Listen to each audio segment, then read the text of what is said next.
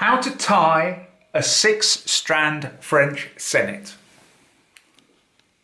Okay, so as you can see, we've got our 6 strands in front of us, held at the top there with my clamp. And the first thing that we're going to do is we're going to take the very right hand one, and all we're going to do is weave it under, over,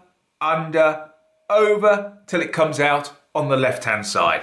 So I'm going to do that now. So take it underneath, over, then underneath that one, over that one, underneath the final one, and then just pull it up nice and start pulling up nice and tightly now, because you want an even pattern running all the way down. Now that we've done that, we then take our next right hand one here and we place that underneath, over, underneath, then over that one there, and then bring it underneath the first one that we put on there. So we now have that there.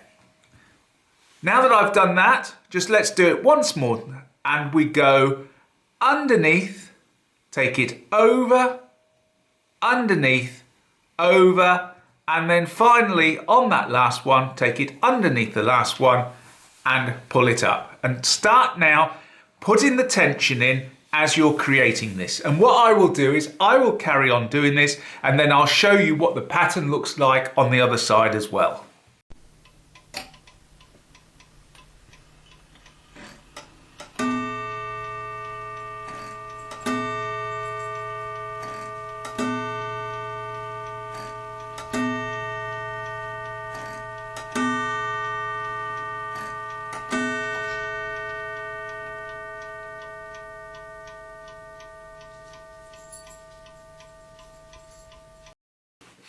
Okay, so now you can see I've done as much as I need to do here, and you can now see we've got a really nice pattern has appeared in our 6 strands.